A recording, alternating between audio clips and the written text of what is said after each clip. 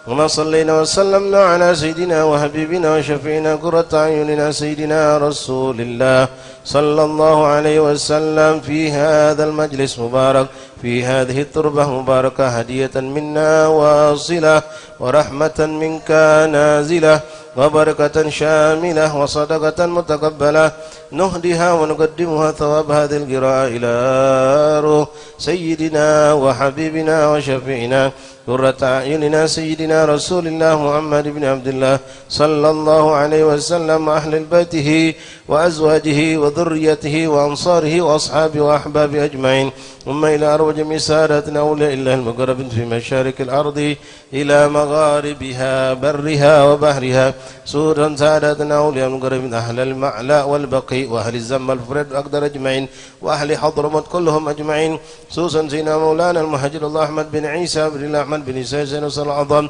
الفقيه المقدم محمد بن علي بعلوي سيدنا علوي من الفقيه سيدنا علوي بن الفقيه إخوان أجمعين وأصولهم وفرعهم سيدنا محمد مولد دويل سيدنا بكر سكر من الخضار الفصول وسمان بركاتنا الهمام قطب الأقطاب والحبيب عبد الرحمن السكاف أولاد جمعين في طبقته وأصولهم وفرعهم ثم إلى رب بكر سكر من الخضار البكر سكر من الأكبر سيدنا عبد الرحمن عين المكاشفين وابنه كتب الأقطاب والحبيب أحمد بن الأكبر أحمد بن أهل بجهداب ثم إلى رب فخر وجشبك بن سالم بن سالم وشبك بن سالم كتب الأنفاس بن عمر عبد الرحمن الطاس وشيخ البارس كتب الرشاد وطيب بن عبد الله بن محمد الحداد بن أحمد بن زين الحبشي وكب سادتنا أولياء مقرب أهل حضرموت كلهم أجمعين ثم إلى رجم سادتنا مؤلف كتب النافية مصنف كتب النافية مشايخ الحضر والأذكار والأوراد والأحزاب والمنظومة والصلوات والدعوات والمناجات خصوصا الذي قرأنا كتبهم وأورادهم وأحزابهم وزماتهم صلواتهم دعوة ونجاة في معهدنا في مجالسنا في أيامنا وأوقاتنا ثم إلى أروع جميع أولى مغرب سفيان المغرب في مشارق الأرض إلى مغربها بارها وبرها ثم إلى أروع جميع أولى من أهل هذه البلدة أهل بالembang Darussalam كلهم أجمعين خصوصا هؤلاء الرجال آباؤنا أسلافنا الصالحون أهل هذه التربة كمبang كوتي كلهم أجمعين ثم إلى أرواح والدينا ووالديكم وأمواتنا وأمواتكم ومشايخنا ومشايخكم ثم إلى أرواح الحبيب محمد بن علي المنور الحبيب محمد عيسى بن محمد رشيد السقاف وثم إلى أرواح الحبيب حسين بن علي الكف وسوتية بنت دميتي وإلى أرواح كافة مشايخنا وصلحانا وعلماءنا وإلى أرواح والدينا ووالدكم وأمواتنا وأمواتكم وأمة المسلمين أجمعين أوصل اللهم ثواب ذلك منا إليهم اللهم اجعل اطلاعا بين أيديهم اللهم اجعل فكاكا لهم من النار وحجابا لهم من النار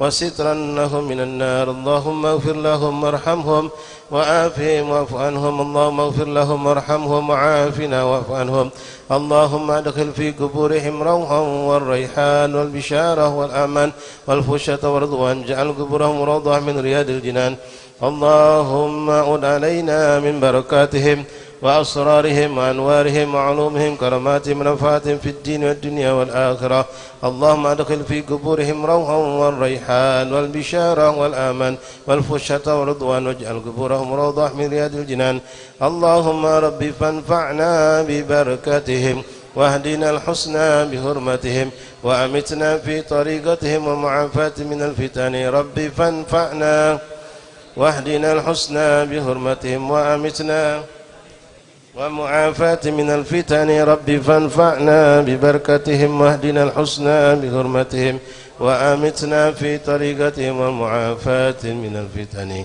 اللهم ربنا اغفر لنا ولإخواننا الذين سبقونا بالإيمان ولا تجعل في قلوبنا غلا للذين آمنوا ربنا إنك رؤوف رحيم ربنا آتنا في الدنيا حسنة وفي الآخرة حسنة وقنا عذاب النار صلى الله على سيدنا محمد النبي الأمي وآله وصحبه وسلم والحمد لله رب العالمين تقبل الله منكم.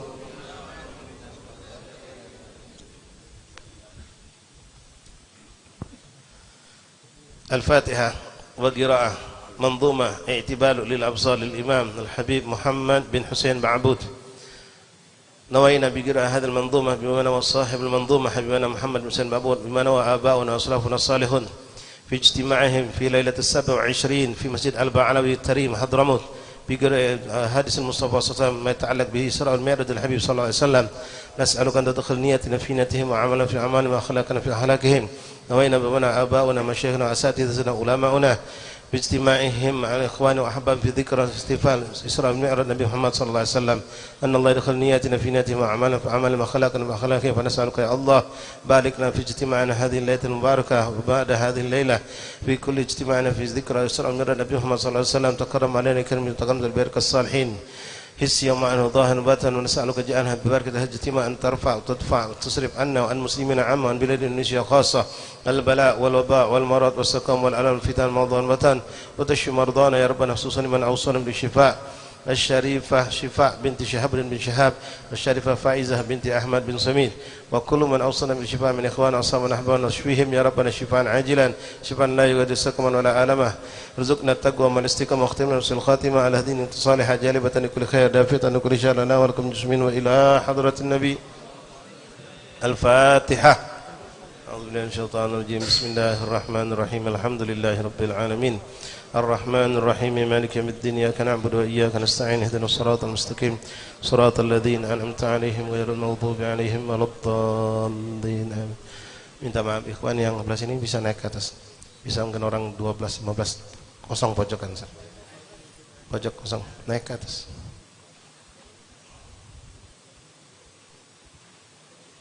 Yang belakang sana yang di sini, yang belakang sana di sini.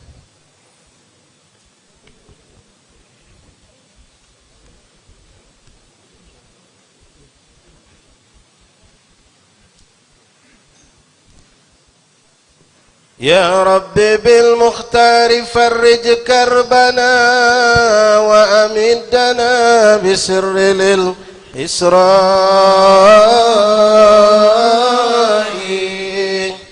يا ليلة المعراج والإسراء كم عبرة فيك وكم ذكرى. يا ليلة أبدت مقام المصطفى قد صرت عنه ذر الجوزاء. سبحان من أسرى بخير عباده وحبيبه في ليلة الظلماء من مسجد ذي حرمة في مكة للمسجد الأقصى بغير عناء. بركات ربي حوله وبقربه فأراه من آياته الغراء.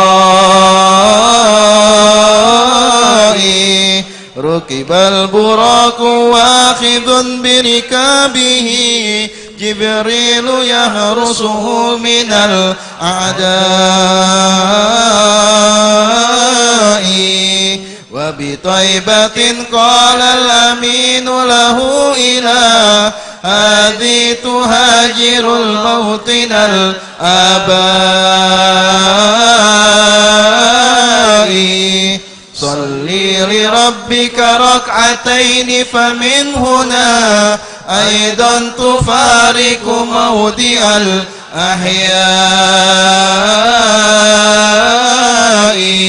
وبمدين صلى بأسفل شجرة قد صلت موسى بقرب رعاء.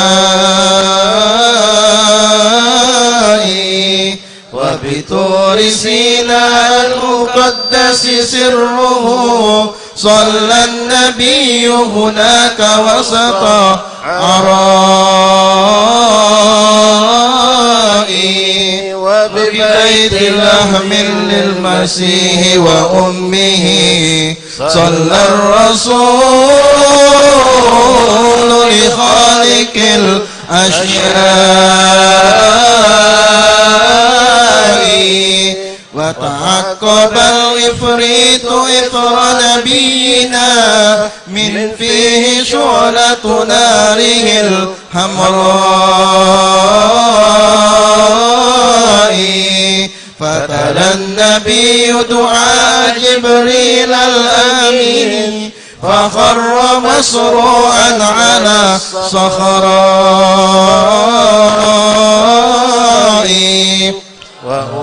أناسا زرعهم وحصادهم يومين ثم بدا بها النماء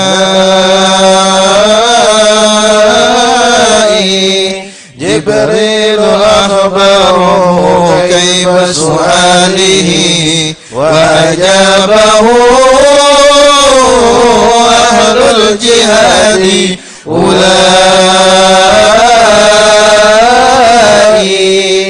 ولدى سؤال عن أريج فاعه قال لماشطة بدار بقائي ولقد أراه الله إذ أسرى به أنواع تعذيب على الخبثاء فليعتبر من كان يعصي ربه ويتوب سريعا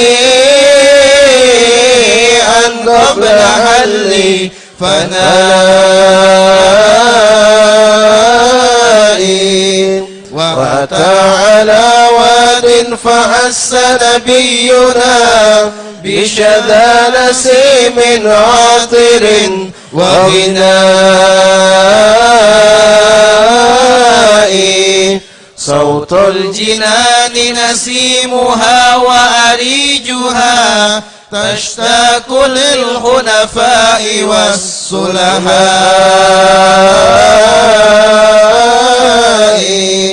وبسان واد مر رهانة ووعدويا راجف الأرجاء صوت لنيران تتوق لأهلها من كان لله من الأعداء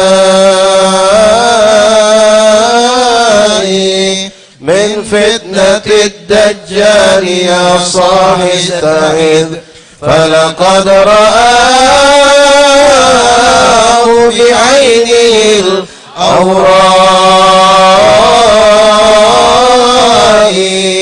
وهناك أملاك رآهم يحملون عود إسلام عظيمة ديائي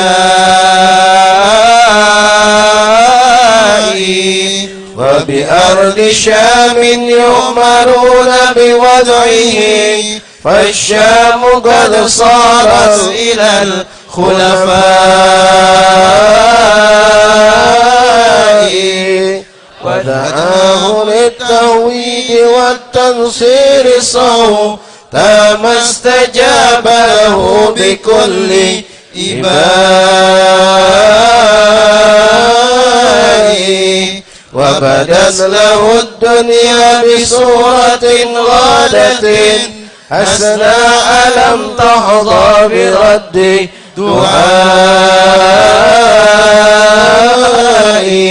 وبمرة أخرى لقد ظهرت له مثل العجوز دنت لوقت فنائي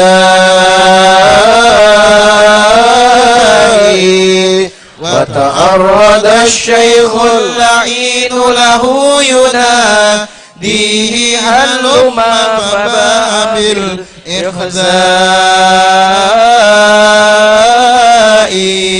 يا ربي بالمختار فرج كربنا وأمدنا بسر الإسراء يا ربي بالمختار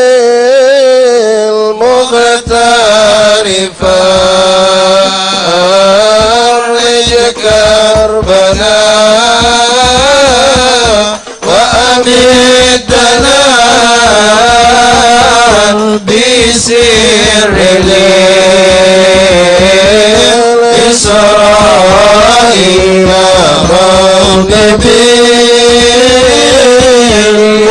جماعة واجكر بنا وأمدنا بسر للإسراء والنبي جماعة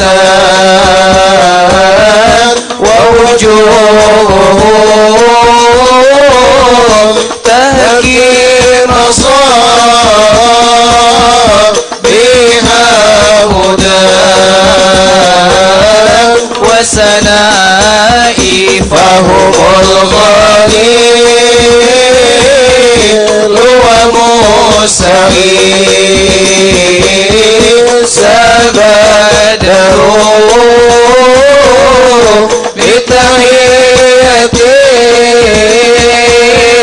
للمصطفى وندائي يا رب بالمختار فرجك بنا وأمدنا بسر للإسراء ورأى الكريم مصليا في قبره وحياة روس لله كالشهداء وبدا الخليل مع العيال علىهم نور بأسفل دوحة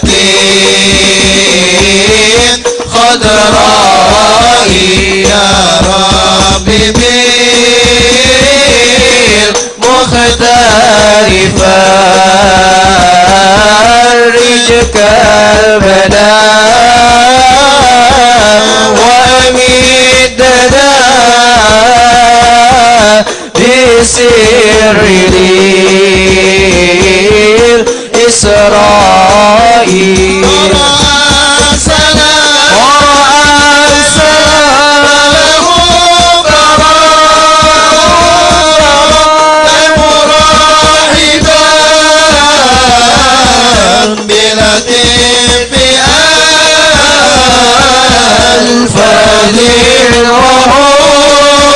وحسن سنائي وببيت ما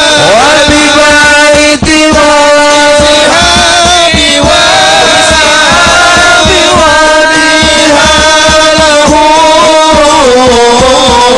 كشفت جهنم دارها للشقاء يا رب بالمختار فرج كربنا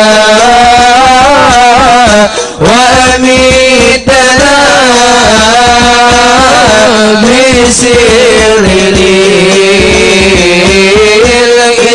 للإسراء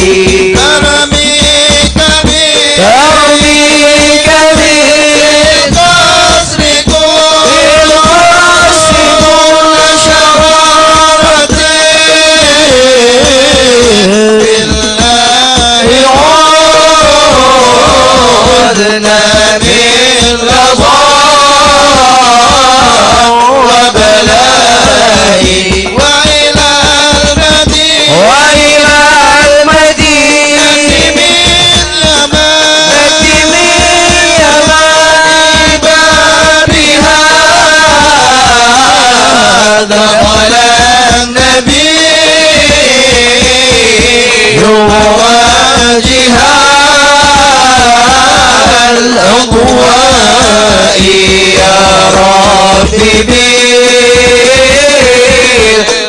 المختار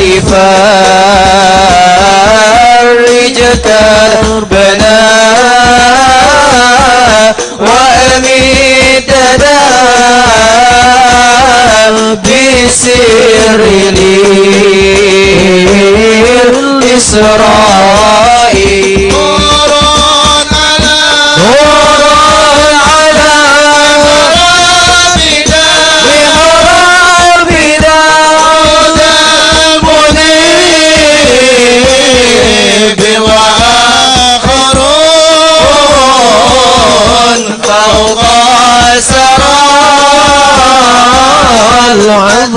العذراء بالمسجد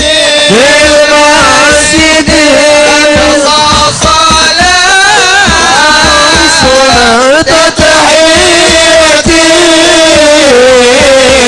صلى وجبريل بوقت صفاء يا ربي بالمختار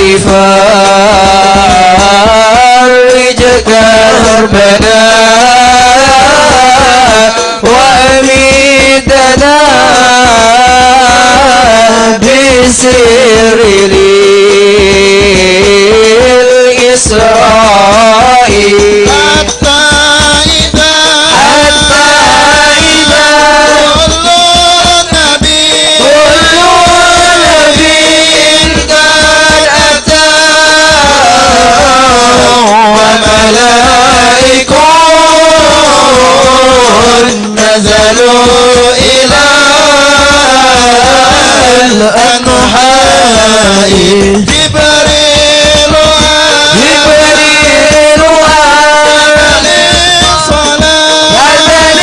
الصلاة قامها واختار أن يعم أولئي يا ربي بالمختار فرج كربنا وأميتنا بسر الإسراء وتحدث الرسل الكرام بشكرهم لله كم عدوا من النعماء ترلم المختار بينهم وقال ذكر الخصائص بعضها بثنائي يا ربي فرج كربنا وأمدنا بسر الإسراء هو رحمة للعالمين وخاتمه وإلى الخلائق مرسل جمعائي يا ربي بالمختار فرج كربنا وأميتنا بسر الإسراء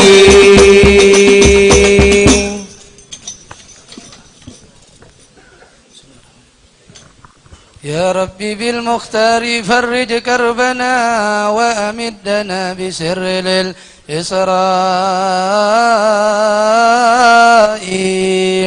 والأمة الوسطى لأحمد فضلهم يربو على غير لهم وسواء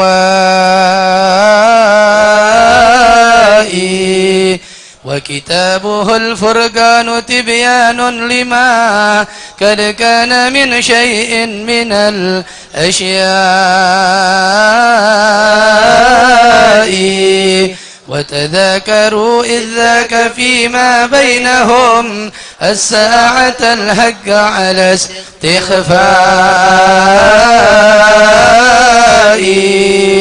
سكتوا ولكن المسيح أبان عن بعد لأشرات لها بجلاء وتكلم المختار قال بعثت والساعة كهاتين مع الإيمان قد هان من عسل ومن لبن له مما به من عرشة وظماء فأصاب من عسل قليلا وارتوى من كاس در وهو خير غذاء وأتي بمعراج ليرقى صائدا نحو السماء بهمة كعزاء لك من الترحيب والتأنيس من رسل وأملاك بكل سماء في أول كان اللقاء بآدم ولديه أسودة بلا إحصاء ورأى الخليل بسابع أوصى بإكثار غراس الجنة والنار في بيتها المعمور صلى معه أرواه أمته ببيض كساء وأتى إلى ملأ هو الأعلى فجبريل كحرص قد بلي للراء وعلى لسدرة منتهى العظمى التي جلت عن الأوصاف للبلغاء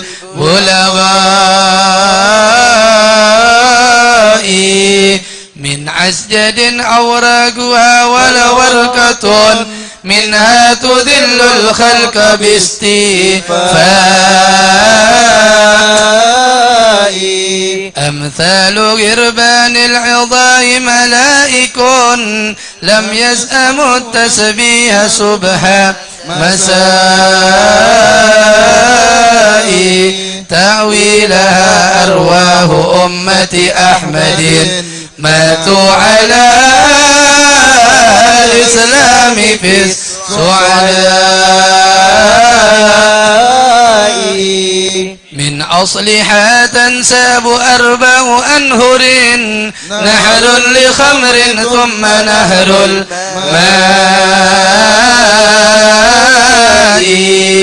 وبثالث لبن يسوغ لشارب وبرابع عسل زهى بصفاء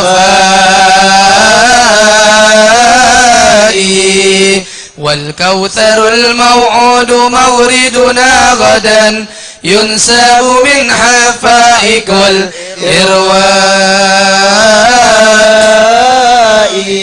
ثم جنان الخلد كان دخوله فإذا بها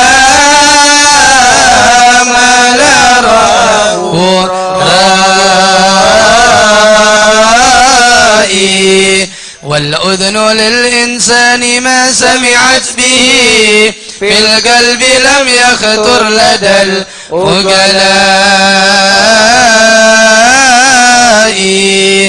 يا رب بالمختار فرج كربنا وامدنا بسر للإسراء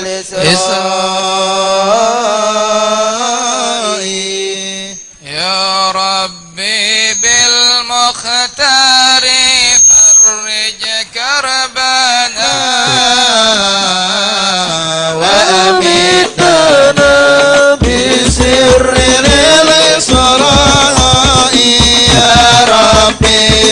بالمختار فرج كربنا وأمتنا بسر الإسراء من لؤلؤ وترابها مسك يؤطر أبعد الأنحاء وتفتحت أبواب نيران له فبداه خازنها تحية جاي يا ربي بالمختار فرج كربنا وأمتنا بسر الإسراء لم يبتسم قط بطول حياته وعبوسه بلوى على سجنائر المستوى رقي النبي وقد صغى لصريف أقلام بكل قضاء يا ربي بالمختار فرج كربنا وأمتنا بسر الإسراء وهنا أجل حوادث المعراج إذ نال قربا ليس للنظراء جبريل طال مقامي حتى هنا ثم فرق في أمن من الأسواء يا ربي بالمختار فرج كربنا وأمتنا بسر الإسراء وبحجب أنوار الجلال يقودهم تجها لحضرة ألطف اللطفاء فدنا الحبيب كقاب كوسين وأخار إلى السجود بذلة ورجاء يا ربي بالمختار فرج كربنا وأمتنا بسر الإسراء ورأى الإله فيا لها من نعمة خصت بسر الإسراء سلطة واشفع لنا رد شفاعة معنى الخطاب سيد الشفعاء يا ربي بالمختار فرج كربنا وأمتنا بسر الإسراء يا ربي قد أعطيت رسلك رفعة وخصائصا من أعظم النعماء يا ربي بالمختار فرج كربنا وأمتنا بسر الإسراء يا ربي بالمختار فرج كربنا وأمدنا بسر للإسراء فبالخليل بخلة خصصته وأخي الكليم خصصته بنجاء ووهبت عيسى من عجائب حكمة وكتابه الإنجيل جم سنائم فأتى جواب الحق جل جلاله خص الرسول بأعظم الآلاء جعل النبي حبيبه وصفيه وحباه سابع مثاني لثنائه وخواتم البقرة وأيد أسهم الإسلام مثل داعم لبنائه وسط وأفضل أمته شهداء على الناس بيوم قضاء وقضى بفرد الخمس لكن أجرها 50 تخفيفا على الضعفاء ثم النزول من السماء مودعا ممن بها بتحية ودعاء فرأى بأسفلها دخانا مظلما وقبيح أصوات لدى الإصغاء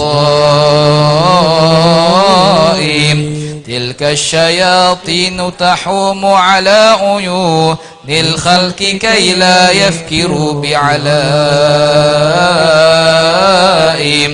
وصى النبي على قريش صبحه مصراه حول البيت بالبطحاء والمسجد الأقصى لهم عرفه وعديد أبواب له بوفاء وأضاف أني قد مررت بعيركم فأتت كما قال من الروحاء سخروا به إذ لم يكروا قوله وكذاك أهل الكفر والإغواء لكن أبو بكر يكرر قوله عند الرسول صدقت في الإسراء وخلاصة المعراج والإسراء يا مسلمون نظمت قصد رجائي من ربي الرحمن عفوا شاملا ودوام توفيق وجزل عطاء أذن بذرياتنا وشفاعة من سيد الشفعاء وحماية للمسلمين جميعهم من كيد الشيطان ومن أعدائهم وهلاك قوة اليهود ومن لهم شرك بنصرتهم من الخلفاء ثم الصلاة على النبي وآله صفن النجاة السادة الشرفاء وعلى الصحاب مهاجر ونصيرهم وعلى المحب لهم بصدق ولائي يا رب بالمختار فرج كربنا وأمدنا بسر للإسراء. Bismillah. Untuk ikhwan yang datang berikutnya, kalau bisa diarahkan ke tenda. Ingat makam sudah cukup padat. Tenda tolong disiapkan, diisi di tenda. Biar untuk penyaluran konsumsi nanti juga tidak begitu sulit. مولاي صل وسلم دائما أبدا على حبيبك خير الخلق كلهم يا خير صل ما الأفون ساعته سعيا وفوق مطون الأنيوك الرسوم ومن هو الآيات الكبرى لمعتبرين ومن هو النعمة العظمى لمغتنمين سريت من حرم ليلا إلى حرم كما سار البدر في الدج من الضوء وبت ترقى إلى أن نلت منزلة من قاب قوسين لم تدرى ولم ترمي وقدمتك جميع الأنبياء بها والرسل تقديما مختوم على خدمي وأنت تخترق سبعا طباقا به في موكب كنت فيه صاحب العالم حتى إذا لم تدع شعوى لمستبق من الدنو ولا مرقا لمستلم خفضت كل مقام بالإضافة نوديت بالرفع مثل المفرد العالمي هيما تفوز بوصل أي مستترين عن العيون وسر أي مكتتب ففزت كل فخار غير مشترك وجزت كل مقام غير مزدحم وجل مقدار ما وليت من رتب وعز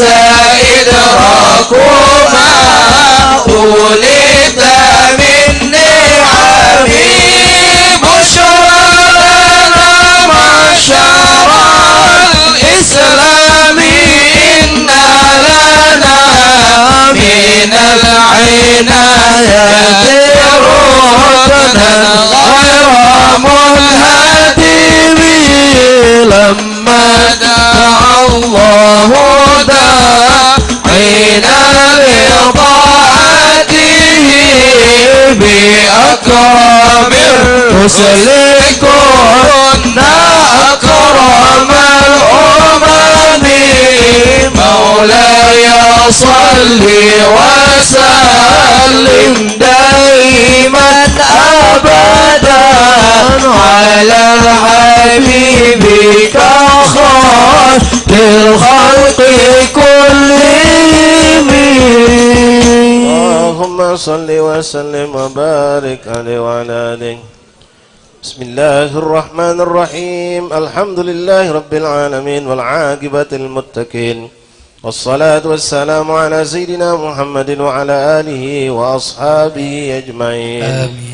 اللهم إنا إنا قد حضرنا قصة المعراج نبيك الكريم ورسولك المبارك العظيم، فاقض علينا ببركته لباس العز والتكريم، واسكننا بجواره في دار النعيم، ونعمنا في الجنة بالمقيم.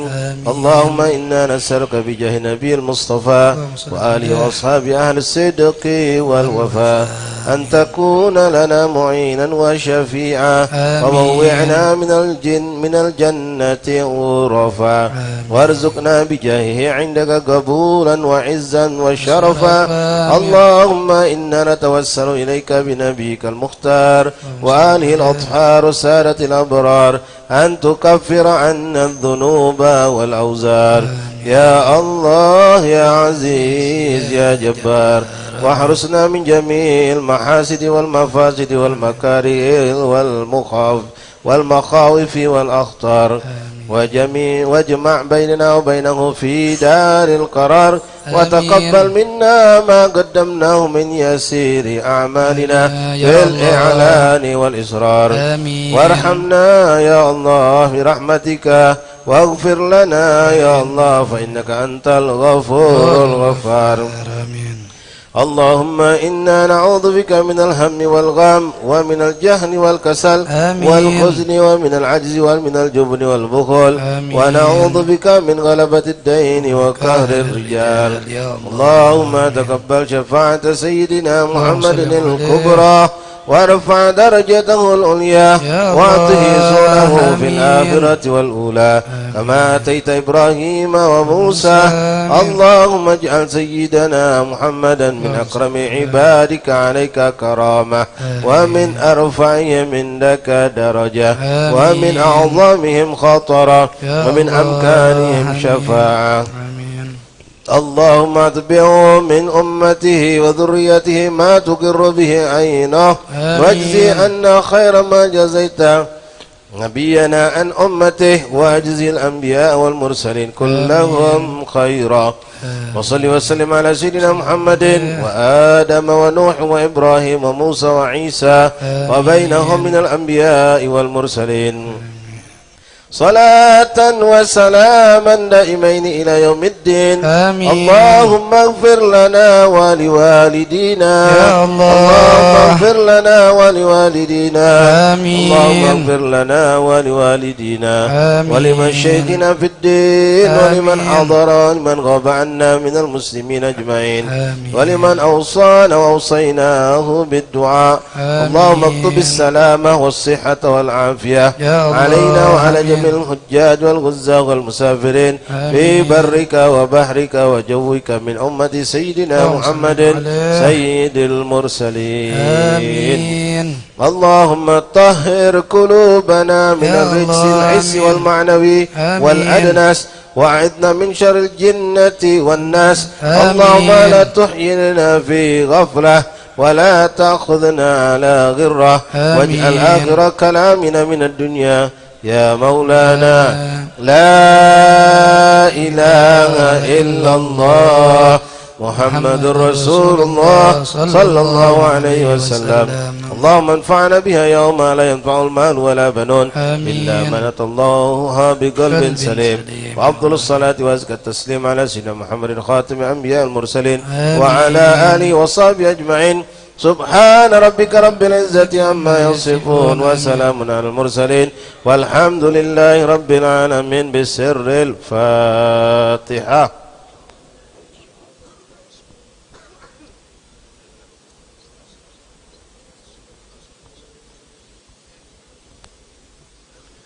ربنا تقبل منا إنك أنت السميع العليم، وتب علينا إنك أنت التواب الرحيم.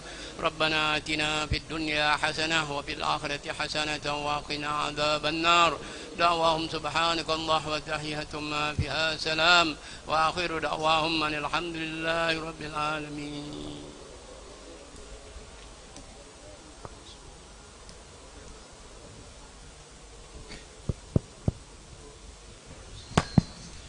بسم الله الرحمن الرحيم. أحييكم بتحية الإسلام، تحية أهل الجنان، فتحيتهم فيها سلام، سلام قولا من رب الرحيم. السلام عليكم ورحمة الله تعالى وبركاته. Waalaikumsalam warahmatullahi wabarakatuh. Alhamdulillah rabbil alamin wa bihi nasta'in ala umuri dunya waddin. Wassalatu wassalamu ala asyrafil anbiya wal mursalin sayyidina Muhammadin khatamin nabiyyin wa ala alihi wa sahbihi ajma'in wa la hawla wa la quwwata illa billahil aliyil azim. Amma ba'du. Alhamdulillah, bersyukur kita kepada Allah Subhanahu wa taala yang mana pada saat ini Allah masih saja memberikan kepada kita bermacam-macam nikmat. Nikmatus sihah wal afiyah, nikmat taufik wal hidayah, nikmatul Islam wal iman wal ihsan, sehingga kita bisa melangkahkan kaki kita ke tempat yang penuh dengan keberkahan ini, yang mana rangkaian acara kita pada malam hari ini telah dilaksanakan dari ba'dal maghrib di Masjid Lawang Kidul dengan pembacaan al-adhkar was salawat, kemudian dilanjutkan ba'dal isya ke Makbarah Makam Aulia Kambang Koci dengan ziarah, kemudian dilanjutkan dengan pembacaan kitab I'tibar Ulil Absar. Ma'asyiral hadirin yang dirahmati oleh Allah Subhanahu wa taala, salawat serta salam selalu kita haturkan kepada junjungan besar kita Nabi Agung Nabi Muhammad sallallahu alaihi wasallam beserta para sahabat dan keluarga beliau hingga hari akhir nanti. Ma'asyiral hadirin yang dirahmati oleh Allah Subhanahu wa taala, berdirinya Al-Fakir di sini sebagai pembawa acara yang mana insyaallah ingin menyampaikan beberapa hal. Yang pertama, untuk acara besok pada tanggal 7 Maret 2021 di pagi hari jam 8 sampai jam 11 di Musholla Sukalillah di Tangga Takat. Kemudian pada malam Senin itu bertepat di Majelis Ahlul Kisah di 10 Ilir, pimpinan Al-Habib Ali Karrar Al-Haddad. Kemudian adapun rangkaian acara kita pada malam hari ini, yang mana tadi telah dimulai dengan ziarah, dilanjutkan dengan pembacaan kitab I'tibar Ulil Absar bi Isra'in Nabiyil Mukhtar, kemudian dilanjutkan akan Mau'izatul Hasanah, yang mana pada malam hari ini akan disampaikan oleh Al-Ustadz Al-Habib Ahmad bin Alwi Al-Kaf. Namun sebelumnya dimulai dengan sambutan yang akan disampaikan oleh guru kita Al-Habib Muhammad Syukri bin Ali bin Syahab, fa'alaihi falyatafaddal mashkura. Bismillahirrahmanirrahim. Bismillah walhamdulillah wassalatu wassalam ala Rasulillah Sayyidina Maulana Muhammad ibn Abdullah wa ala alihi wa sahbihi wa man walah. Assalamualaikum warahmatullahi wabarakatuh.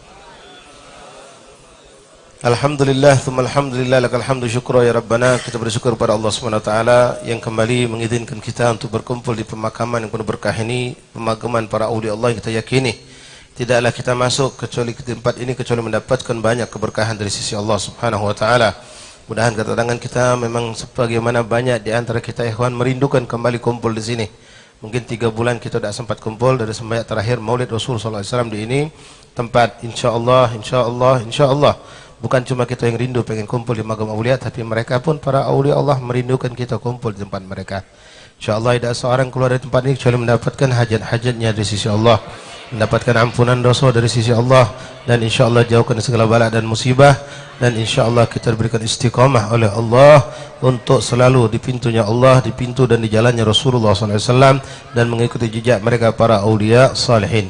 Ikhwan rahimakumullah, alhamdulillah pada malam ini ziarah kita warnai dengan peringatan Isra wal Mi'raj Nabi Muhammad SAW, yang mana jazakumullah khairul jazak kami sampaikan kepada panitia peringatan Isra wal Mi'raj Nabi Muhammad SAW, para alumni Pondok Pesantren Rubatul Muhibbin, yang mulai tahun ini pengurusan kepanitiaan kami serahkan kepada para alumni, dan insyaallah mudah-mudahan bisa dijalankan dengan sebaik-baiknya. Kami terima kasih karena sudah dijadwalkan untuk ikut dalam rangkaian Isra wal Mi'raj ini. Ikhwan rahimakumullah, alhamdulillah, thumma alhamdulillah.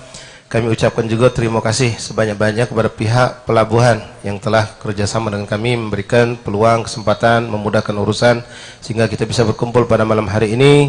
Juga pihak kepolisian, pelabuhan atau Angkatan Laut, dan juga dari Kapolsek yang di Timur 2 ini.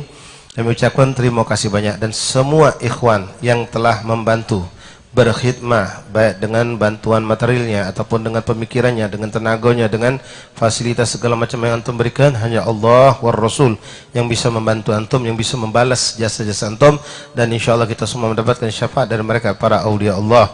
Yakin ikhwani, kita yakin, seyakin-yakinnya. Ya, kalau guru-guru kita senang kalau dia ngadukan acara seperti ini.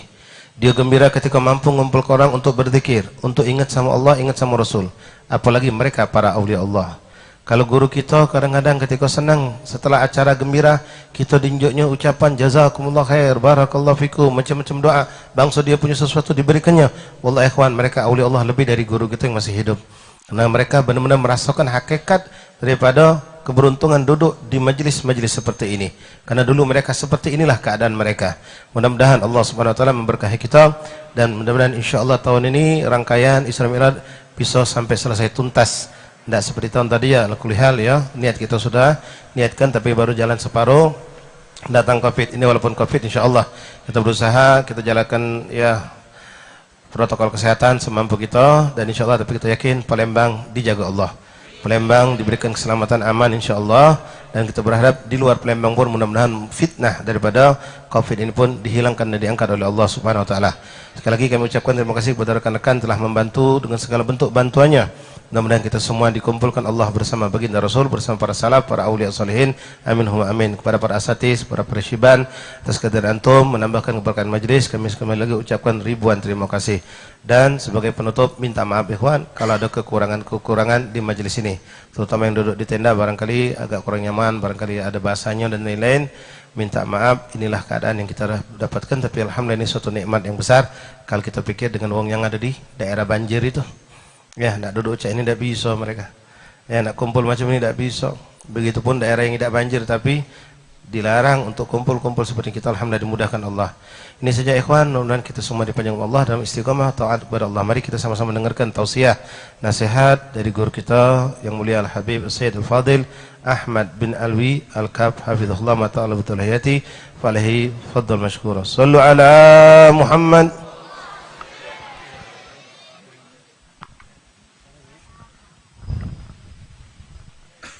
Bismillahirrahmanirrahim. Astaghfirullahaladzim. Assalamualaikum warahmatullahi ta'ala wabarakatuh.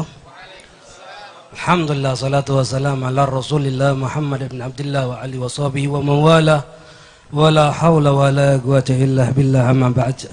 Ikhwan, para habaib, para asatid, hadirin rahiman wa rahimakumullah, kita doakan mudah-mudahan Ustaz Zukri selalu diberikan oleh Allah keberkahan di dalam kehidupannya sehingga bisa membimbing kita di jalan Allah Subhanahu wa taala, dan juga para siban kita mintakan juga kepada Allah mudah-mudahan Allah senantiasa memberikan keberkahan di dalam umur-umurnya sehingga juga bisa memberikan keberkahan kepada kita dan mengajak kita ke jalan yang diridai oleh Allah Subhanahu wa taala. Amin ya rabbal alamin.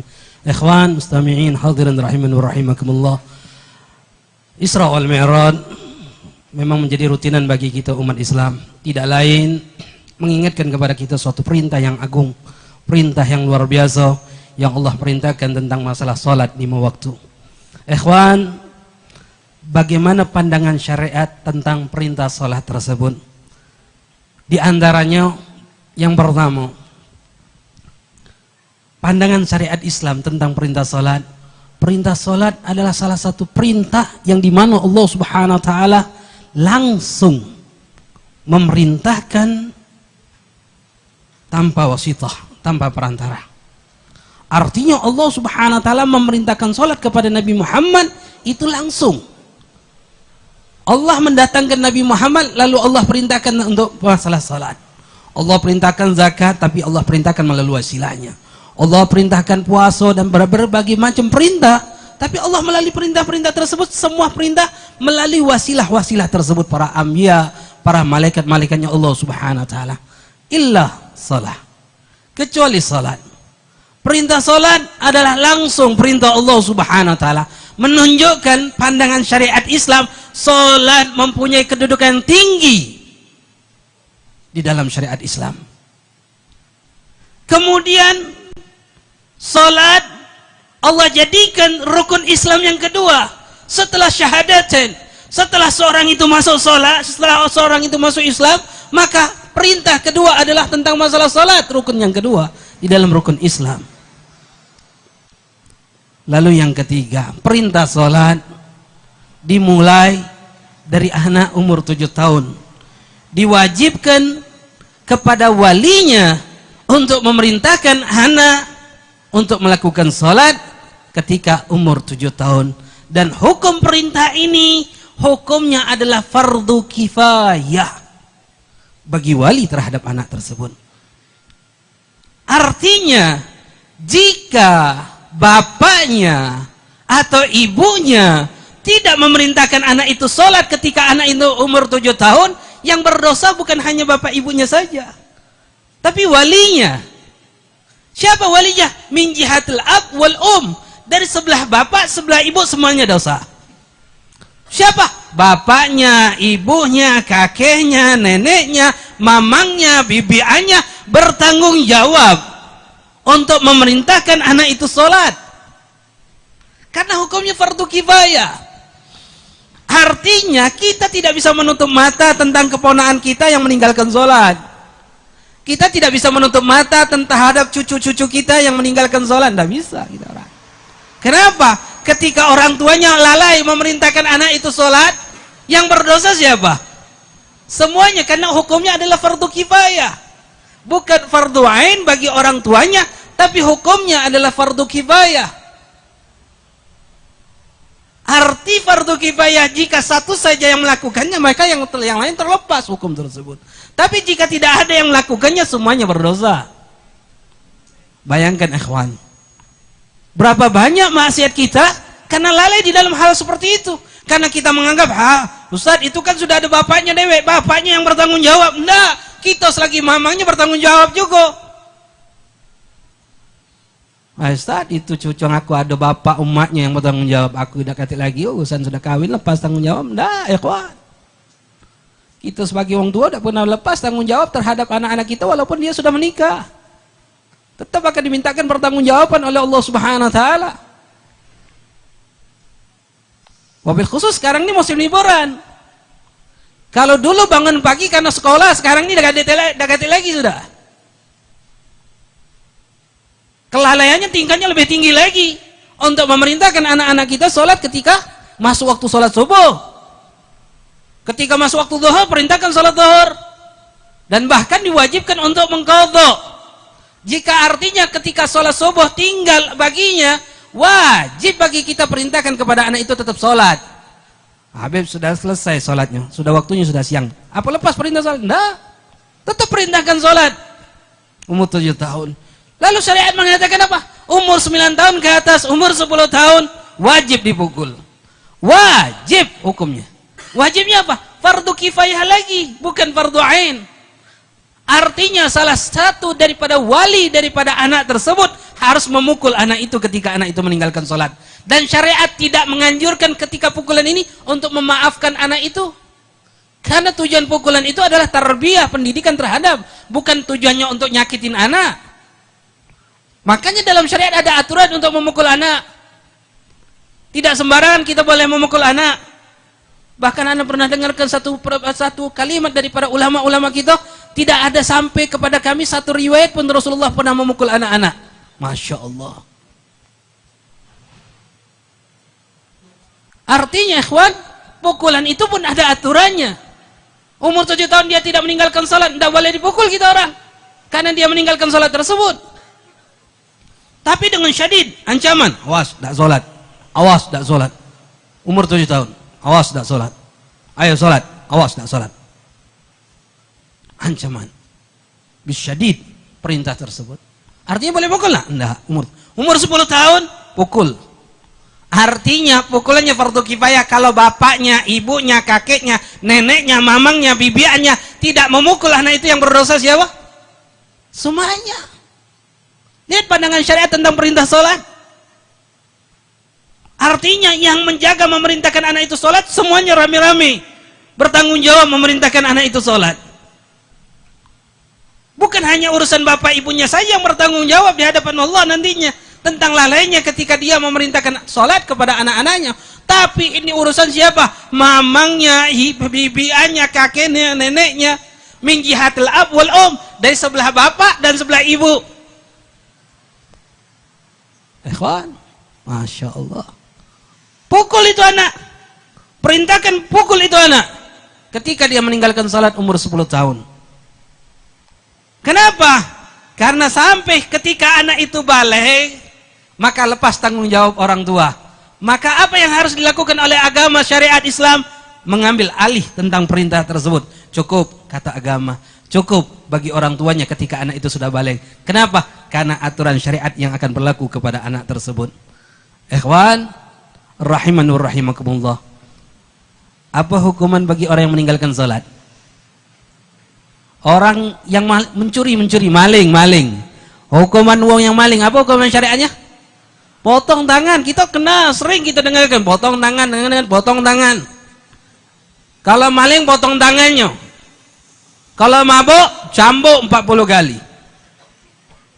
Kalau dia berzina, belum punya istri, belum punya suami, cambuk 100 kali. Tapi jika dia sudah punya istri atau punya suami, bunuh dengan cara dirajam. Orang yang meninggalkan salat, apa hukumannya? Haddan, penggal kepalanya. Masya Allah. Artinya ketika sampai batasan balik, lepas tanggung jawab orang tua. Kenapa? Orang tua tidak berlaku lagi hukumnya, maka syariat yang akan mengambil alih hukum tersebut. Apa hukuman orang yang meninggalkan salat? Hukumannya adalah haddan, penggal kepalanya. Karena orang yang meninggalkan salat dianggap adalah hewan ghairah muhtaram, hewan yang dihalalkan untuk ditumpahkan darahnya.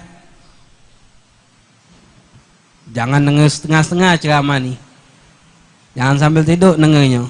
Nah, kata Ustaz yang lanjaklah budak itu. Bukan kita. Siapa yang membunuhnya? Pengadilan hukum syariat Islam, pemerintahan yang menegakkan hukum itu. Kita tidak kasih hak untuk menegakkan hukum tersebut. Tapi ikhwan, pandangan syariat ini luar biasa menunjukkan kepada kita. Jika ada orang yang mabuk, ada orang yang meninggalkan sholat, mana yang lebih jelek pandangan agama syariat Islam? Orang yang meninggalkan sholat.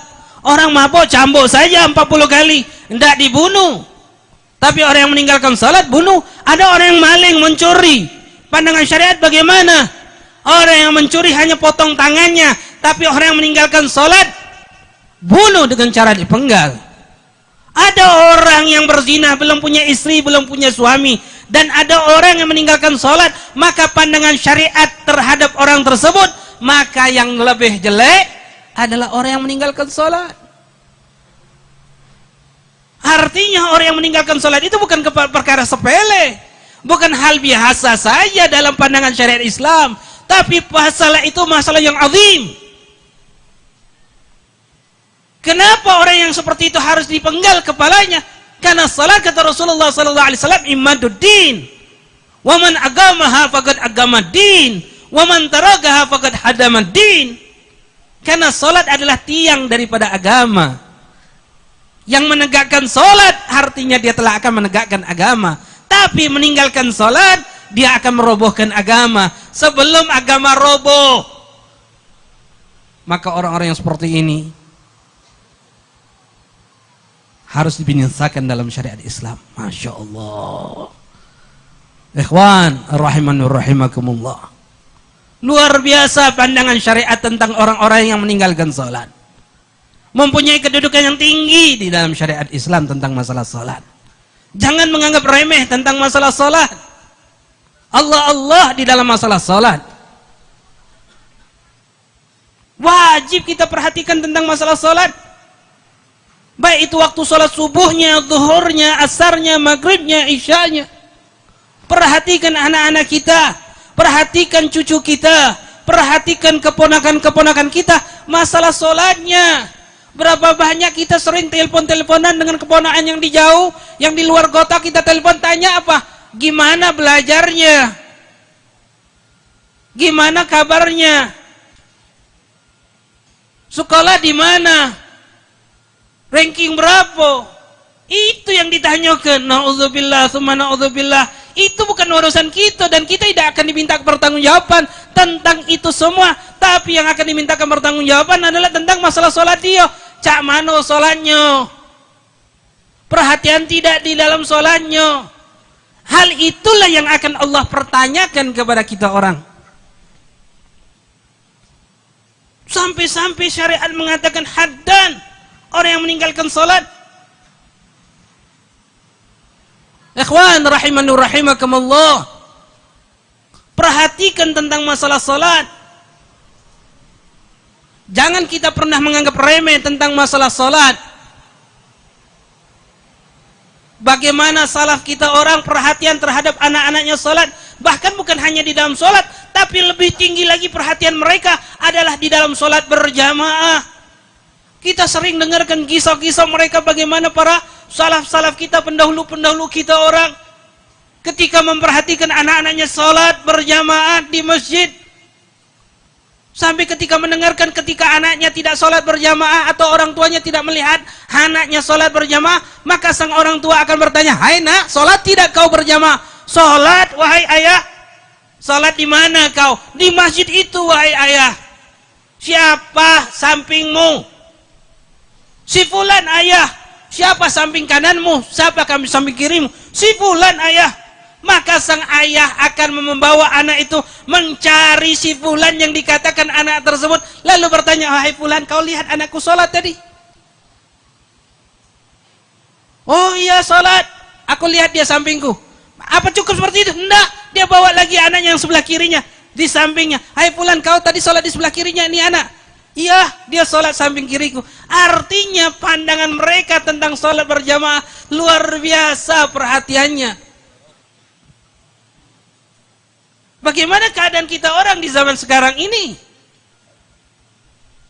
Orang tua merasa senang ketika anaknya diam di rumah dengan memegang HP-nya. Orang tua senang ketika anaknya sudah duduk dengan HP-nya tanpa memperhatikan yang lain. Sholatnya nggak perhatian, baca Qur'annya nggak diperhatikan. Yang penting yang lihat anaknya megang HP sudah cukup, sudah di rumah sudah. Tidak keluar rumah sudah cukup, megang HP sudah cukup. Makanya orang tua sekarang ini ketika anaknya nangis, apa yang disodakan? HP, ingoklah. Sedikit-sedikit anaknya nangis, HP. Sedikit-sedikit anaknya nangis, HP. Makanya Habib Abu Bakar Masyhur pernah anda dengarkan kisahnya ceramah beliau, nasihat beliau dikatakan di zaman kita sekarang ini orang tua lebih cinta kepada gadgetnya dibandingkan anak-anaknya. Orang tua lebih senang dengan barang HP-nya, TV-nya dibandingkan anak-anaknya. Mereka menganggap berharga sekali, sehingga tidak sedikit orang tua memukul anaknya ketika anaknya merusak HP-nya, merusak TV-nya. Sering kita dengarkan berbagai macam cerita orang tua memukul anaknya, menghukum anaknya karena merusak HP, karena merusak TV-nya. Tapi jarang sekali kita dengarkan ada orang tua menghancurkan TV-nya, menghancurkan HP-nya, membanting gadgetnya karena merusak perilaku anaknya. Apa kita dengarkan? Di antara kita ada orang tua marah luar biasa. Kenapa? Karena perilaku anaknya rusak. Karena HP lalu dibantingkan HP-nya. TV-nya merusak perilaku anaknya, dibantingkan tuh TV-nya karena merusak perilaku anak. Jarang kita dengarkan itu, ikhwan. Karena Habib Abu Bakar Masyhur beliau mengatakan, Masya Allah, di zaman sekarang ini berarti TV, gadget, HP dan yang lain itu lebih berharga dibandingkan anak-anaknya. Na'udzubillah, thumma na'udzubillah. Ikhwan rahimanur rahimakumullah. Sehingga Rasulullah sallallahu alaihi wasallam mengatakan dalam satu riwayat hadisnya, Inna syarra tariqus salat yata'adda ila 70 min ahli baiti wa jirani. Keburukan orang yang meninggalkan salat itu Allah akan timpahkan kepada 70 kerabat dan tetangganya. Artinya jika tetangga kita meninggalkan salat, kita pun akan berdampak kelak nanti yaumul qiyamah. Dalam kehidupan dunia akan berdampak, di akhirat pun akan berdampak. Karena kita nak masuk surga itu tidak dewean. Allah akan pertanyakan kita perintah salat. Bukan kita yang dipertanyakan, istri kita, anak kita. Sudah selesai itu? Enggak, jiran. Masya Allah. Dan ketika kita melakukan salat, perhatikan ilmunya. Karena tanpa ilmu tidak akan diterima amal ibadah kita tersebut.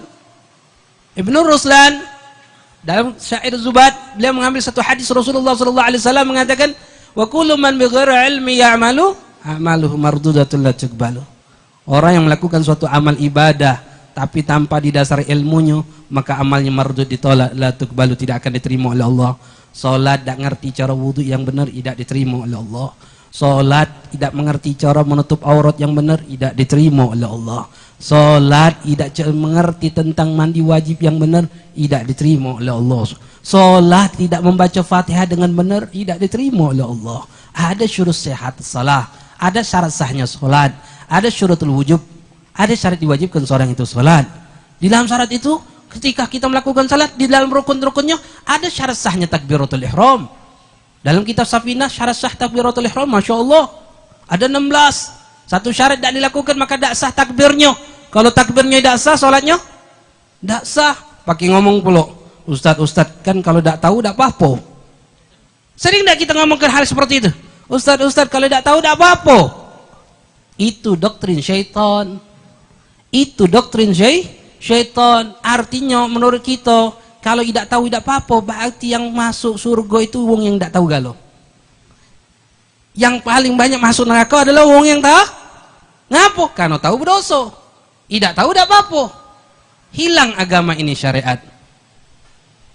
Maka ikhwan, perhatikan salatnya, perhatikan tentang tata cara salatnya, pahami ilmunya, duduk sering-sering di dalam majlis, dekati para asatid, sering-sering hadir di dalam majlis-majlis ilmu. Alhamdulillah, alhamdulillah, daerah kita makmur dengan majlis. Mudah-mudahan sedikit nasihat ini menjadikan kita lebih semangat memperhatikan salat-salat kita, dan Allah senantiasa memberikan keberkahan di dalam hidup kita. Hadza ma'aqul lakum wa lafu minkum. Assalamualaikum warahmatullahi taala wabarakatuh.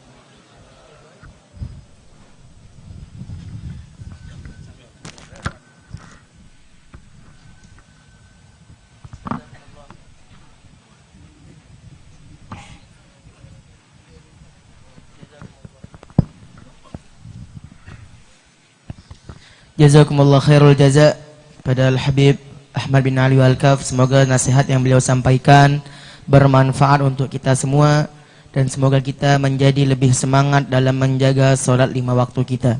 Ma'asyiral hadirin yang dirahmati oleh Allah Subhanahu wa taala. Kemudian terakhir kita akan dengarkan doa penutup. Sebelumnya saya mengulangi kembali acara Isra Mi'raj pada esok hari. Pada pagi hari jam 8 sampai jam 11 dilaksanakan di Musalla Sukalillah di Tangga Takat.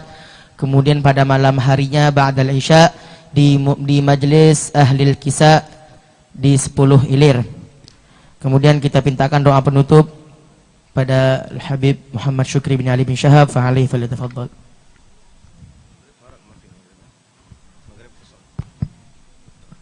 Bismillahirrahmanirrahim. Sebelum kita tutup, menyampaikan satu berita duka cita.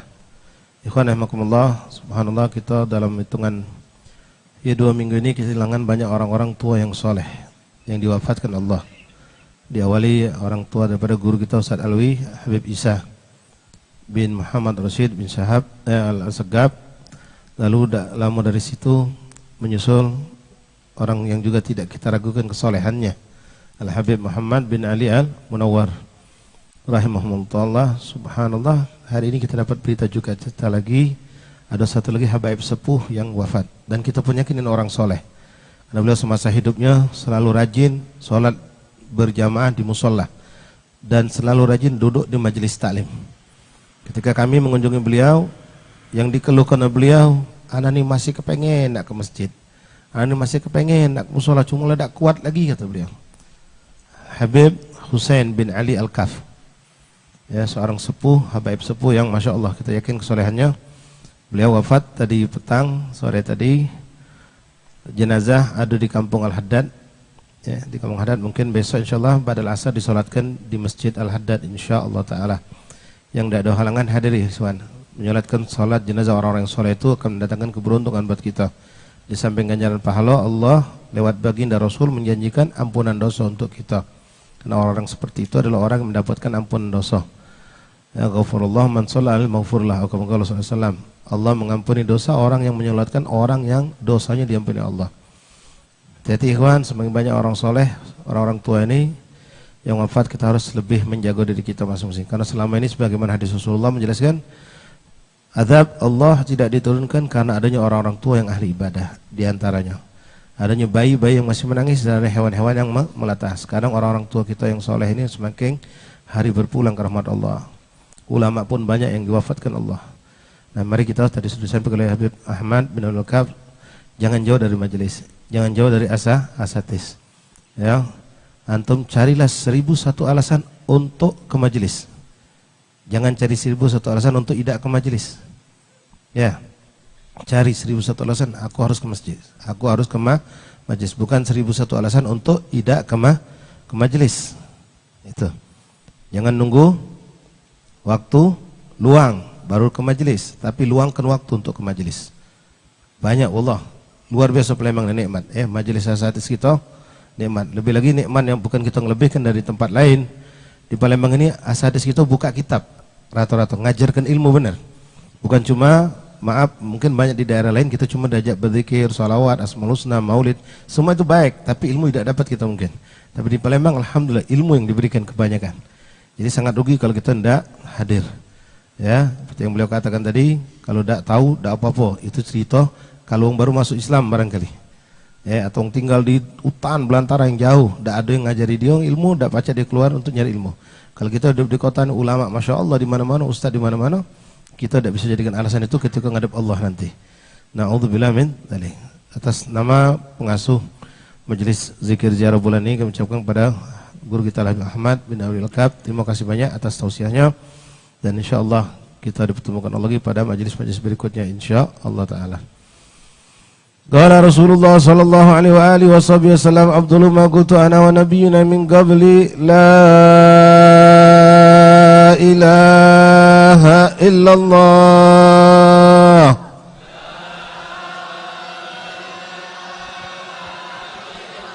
la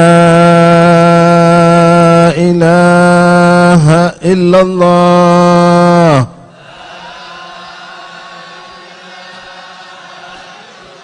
la ilaha illallah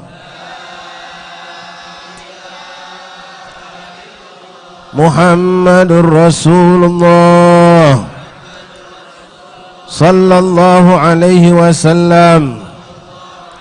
Kalimatul haqqin alaiha nahya alaihi namud alaihi namudhu insyaallah ta'ala amin rabbal alamin. Bismillahirrahmanirrahim. Alhamdulillah rabbil alamin. Allahumma salli wa sallim ala sayyidina Muhammad wa ala ali sayyidina maulana Muhammad. Allahumma ja'al jam'ana hadha jam'an marhuma wa tafarruqan min ba'di tafarruqan ma'suma wa la taj'al fina wa la ahlu min anbabika mahruma wal matruda. Allahumma la tahrim khairan ma indaka bi syarri ma indana. Allahumma la tahrim khairan ma indaka bi dhulmi ma indana. Ij'al ya rabbana majlisina fi hadhihi al-mubarakah syahidan lana la alina hujjah lana la alaina bi rahmatika arhamar rahimin. Allahumma hadha minka bika wa ilaik wa la haula wa la quwwata illa bik. Sallallahu alaihi wasallam Muhammad wa alihi wasallam. Alhamdulillah rabbil alamin. Fadhal bikin halaqah ikhwan, satu halaqah 4. Tolong sampai dengan ada satu lagi pengumuman